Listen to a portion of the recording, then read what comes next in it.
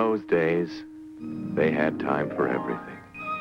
Time for sleigh rides, and balls, and assemblies, and cotillions, and open house on New Year's, and all-day picnics in the woods, and even that prettiest of all vanished customs, the serenade.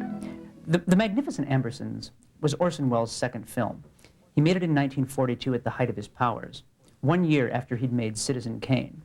Where that first film was a brash masterwork, his second film is one I like almost better, a quiet lyrical story about a bygone America. It is in fact an elegy for a world that we see vanishing before our very eyes.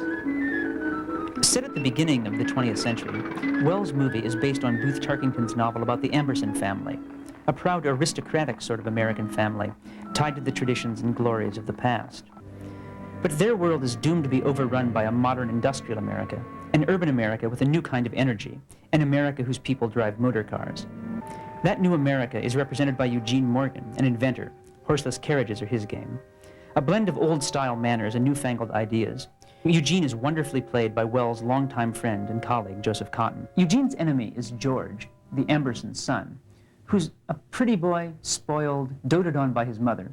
He's one of the most immediately unlikable characters in the history of motion pictures, perhaps. Good afternoon, George. Your mother expects to go driving with me, I believe. My mother will have no interest in knowing that you came here today. Or any other day. I'm afraid I don't understand you. I doubt if I can make it much plainer, but I'll try. You're not wanted in this house, Mr. Morgan. Now or at any other time. Perhaps you'll understand this. One of the best things about it is that he shows us both sides of George's character. He transforms George from the obnoxious Georgie we want to see beaten around into somebody whose comeuppance actually touches us. Agnes Moorehead is every bit as good as Aunt Fanny, a woman who's simultaneously loving and unloved, spiteful and sad. Her world is slipping away, too.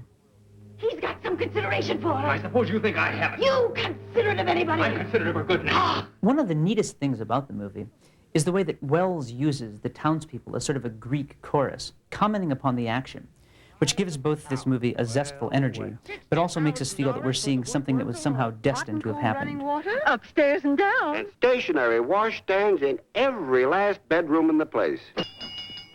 As with any film made by Orson Welles, a lot of the pleasure isn't in the plot and the characters, but the sheer joy in filmmaking that's there. Welles just loves to move the camera. He loves to use sound in really neat ways. He likes to get you pulled in by what a director can do, not just what the actors are doing. Just guess what that... And some of the most famous sequences in this movie are director sequences, not actor sequences. There's the wonderful ball, the last great ball, we're told, where Welles's camera is swooping around, where people are moving in and out of the frame, where the real excitement is in the fact that a man can make movies like this, rather than the fact that people are living like this. In a completely different vein, there's the excitement of the sleigh ride sequence, where everything is controlled by Welles. He's trying to show you a world that's magical, and at the same time, he's trying to take it away from you, even as you're seeing it. He wants you to feel the evanescence of this beauty. He wants you to feel it melt away before your very eyes. There are lots of things that make The Magnificent Ambersons wonderful. It's got terrific performances, memorable characters.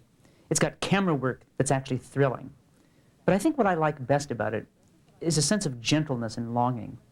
The young Orson Welles is making this movie, only 27 years old, and you can already see him feeling wistful about a past that's gone. When you watch this movie, you can actually see a man feeling a sense of loss for something he didn't really know all that well, the way that lots of us, I think, probably feel loss for an America that we never knew. This is John Powers for American Movie Classics.